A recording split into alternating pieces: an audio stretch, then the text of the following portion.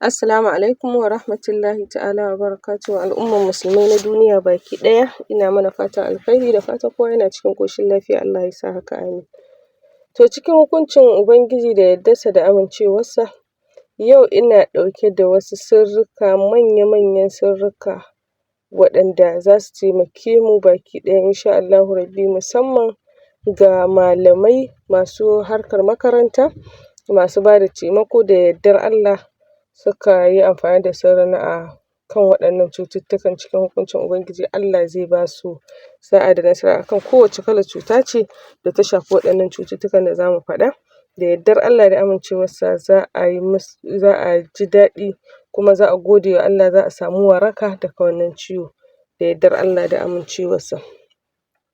Ciwo ne, magani ne dai, da farko magani ne zan iya cewa na rigakafin dukkan wasu manyan cututtuka, abin da ya shafi irin su ciwon hanta, ciwon ƙoda, ciwon zuciya, ciwon ƙanjamau, ma'ana ciwuka da suke bin cikin jini kamar su sikila da sauransu, ko kuma cututtuka turaban ciwo masu kama ababen da suke cikin ciki kenan, irin su zuciya, hanta, ƙoda, saifa, to da ciwon tumbi haka. Sannan kuma wannan sirri bayan su yana magunguna da yawa, kuma ana haɗa wannan magani ne ana cin shi a abinci, ko kuma a dafa kaza da shi ko nama, ko a ci nama da shi, ko a ci abin da ya shafi irin tsire balangu dai haka, ko a ci kifi da shi. Sannan kuma akan iya sha shi a madara, akan iya sha shi a zuma, akan iya sha shi a wasu mahaɗan dai, kuma kowanne in Allah ya yarda za mu faɗe shi mataki-mataki ga wanda Allah ya ba wa ikon haɗawa ya haɗa, kuma na bayar da sirrin nan ne duk mai so zai iya haɗawa ya ba wa al'umma domin su samu waraka, kuma shi ma ya sami abin da Allah ya yassare don saidawa zai yi, domin kayan haɗi ne masu muhimmanci, kuma magani ne wanda ba a bayar da shi ba a kan hadiyyarsa ba gaskiya. Duk wanda ya san zai ɗauka ya yi ne domin neman kuɗi, to gaskiya ya tambaye ni ma misali nawa ake iya bayar da shi, zan gaya masa yadda zai ringa bayar da shi. Sannan kuma idan mutum ne zai haɗa wa iyalansa ko shi kansa ya ajiye a gida, to nan ma in Allah ya yarda mutum ya nemi shawarata zan gaya mai iya adadin yadda ya kamata ya haɗa da yadda ake haɗa shi insha Allahu rabbi. Kuma zan kawo sunayen ababen da ake nema idan za a haɗa wannan magani mai ƙarfi, mai inganci, mai amfani ga lafiyar ɗan adam insha Allahu rabbi. Ababen da yake ƙara yi bayan wanda na faɗa, yana maganin iska, yana maganin jifa, yana maganin cututtukan da suke faruwa daga Allah, suke zuwa ya zama kamar ciwo ne wanda Allah ya saukarwa da mutum, kuma ciwon ya kasance ko sabo ne ko tsohon ciwo. Sannan kuma ana shan shi da nono domin samun farin jini, kuma ana shan shi da nono domin karya asiri. Ana shan shi da zuma don son haddar karatun Alkur'ani ko kuma wasu karatu, ko kuma misali kana makaranta ko kina karatu, karatun bai zama, ko kuma sai ki ji kin iya amma aka zo jarabawa ki ga kana faɗuwa, to cikin hukuncin Ubangiji wannan yana magance waɗannan matsalolin. Sannan kuma magani ne wanda yake gyaran fata, kuma yana gyara maƙogwaro, ko yana maganin ciwon kai sosai yadda ya kamata. Ana shan shi kuma da madara. Ga masu abin da ya shafi ɓaciwar ciki, su ma suna shan shi da madara ko a shayi. Na'am, sannan masu kasa bacci ma suna amfani da maganin nan domin Allah ya kawo musu bacci. Suna ɗan zuba shi a ruwa suka sha, za su ga cikin hukuncin Ubangiji Allah ya kawo musu baccin. Sannan kuma sai ɓangaren mata masu son gyaran jikinsu, ko kuma maza masu son abin da ya shafi ƙarfin maza haka, to duk za a iya ba su wannan haɗin da yardar Allah da amincewarsa. Za su ringa ci da balangu ko tsire ko kifi ko ƙwai, ko a dafa musu kaza da shi, ko a dafa musu nama da shi, daga matan har mazan. To amma mace in tana so ta yi ya kama mata jiki sosai yadda zai fi shekara a jikinta, to za ta iya, musamman in tana da sanyi, tana ganin kamar ko sanyi yana hana magani tashi a gare ta ko wani abu. Na farko zai mata maganin sanyi na cikin mahaifa da na wajen mahaifa.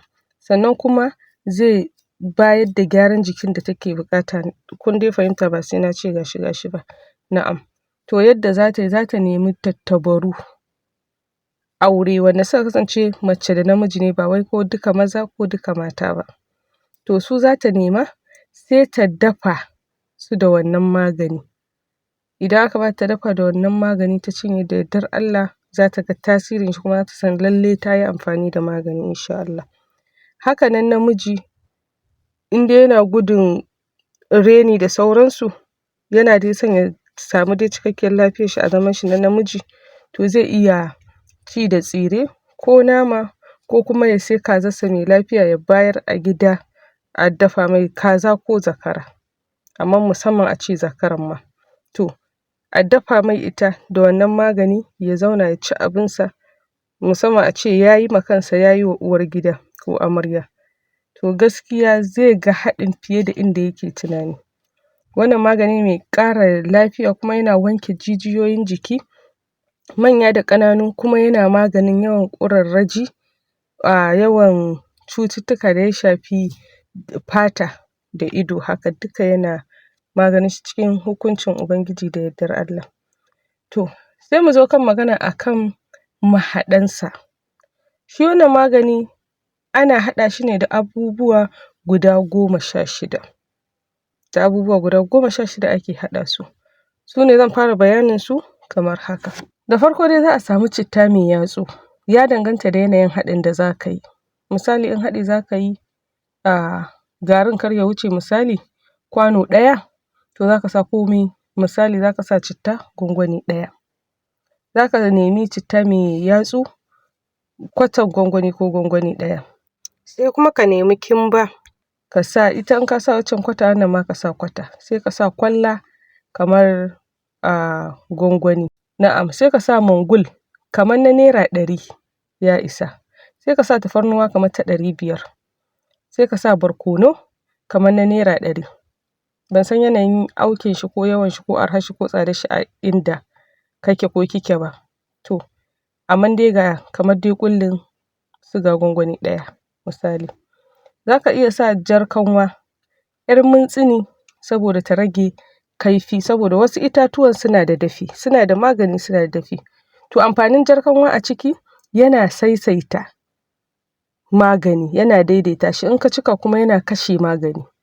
To amma in ka sa shi kuma yana kashe dafin in ka sa ƴar kaɗan. Sannan kuma za a nemi kifi banda. Shi ma za ka sa kifi, in misali tarwaɗa ne za ka iya sa kamar guda 3. In karfasa ne ko bargi, duk kifin dai da ka samu in dai bandar shi aka yi, to za ka iya sa guda 3 haka. Na'am. Sai kuma ka nemi zuciyar rago. Idan haɗin da za ka yi, misali haɗin ɗan gata za ka yi wa, za ka iya nemo zuciyar rago duk mutum ɗaya. Misali in wani za ka haɗa wa shi kaɗai, to a nemi zuciyar rago a haɗa mai madaidaici, ba za su kai yawan haka ba kayan haɗin. Idan kuma yana son kamar yawan haka, to aƙalla ba su a sa zuciyar rago guda 5. In kuma akan babban lalura ne, to an fi son kamar mutum haɗin shi daban, ba wannan haɗi da za ka haɗa ka ringa babbayarwa ba.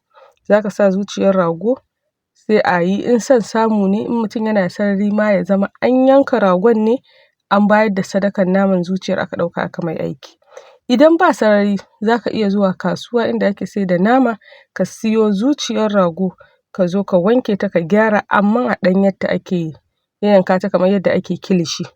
In ta sha iska sai ka haɗe ta a ciki, sai a kai niƙa gaba ɗaya. Sannan akwai filasko na ci, filasko na magani, ba filasko mai kisa ba. To za a nemi filasko shi ma ɗan daidai, misali kamar misali ya danganta da yadda kake son garin, za ka iya sa gwangwani 1 shi ma. In haɗin gwangwani za ka yi. Sannan kuma akwai saiwar sanya. Saiwar sanya ita ma garin za ka iya sa kamar gwangwani 2 ita. Sannan kuma za ka sa fasakwari, shi ma ka iya sa kamar na 500 haka ko na 400. Sannan za ka sa jan kajiji gwangwani 1 ko 2. Za ka sa farar albasa aƙalla guda 3. Za ka sa namijin goro aƙalla guda 3 ko 7. Waɗannan mahaɗai su ne guda 16. Na farko citta mai yatsu, na 2 citta mai 'ya'ya, na 3 kimba, na 4 kwalla, na 5 mangul, na 6 tafarnuwa, na 7 barkono, na 8 jar kanwa, na 9 kifi banda, na 10 zuciyar rago, na 11 filasko, na 12 saiwar sanya, na 13 fasakwari, na 14 jan kajiji, na 15 farar albasa, na 16 namijin goro. To wannan mahaɗai su ne ake amfani da su a wannan haɗi na rigakafin manyan cututtuka. Insha Allahu Rabbi. Ga wanda ya ji daɗin wannan bidiyon ya amfana da wannan sirrin, don Allah ya taimaka ya subscribing, in kuma ya yi masha Allah, in ba kai ba kai subscribing, kai liking, kai sharing, idan kai comment, idan kuma ka yi subscribing to don Allah ka daure ka yi subscribing, ka yi liking, ka yi sharing wa 'yan uwa da abokan arziki, sannan ka yi comment. Idan akwai mai tambaya ya yi tambaya. Insha Allahu Rabbi akwai wasu sirrikan da zan ɗora su ma nan ba da daɗewa ba. In kuma akwai na wani maganin da kuke so, in Allah da wannan maganin yana ɗaukar misali cuta 1 ne ko 2, shi ma insha Allahu Rabbi idan kuna buƙata ku yi magana za a ɗora muku insha Allahu Rabbi. Da haka nake muku fatan alkhairi, sai Allah ya haɗa mu a wani bidiyon na gaba. Ma'assalam.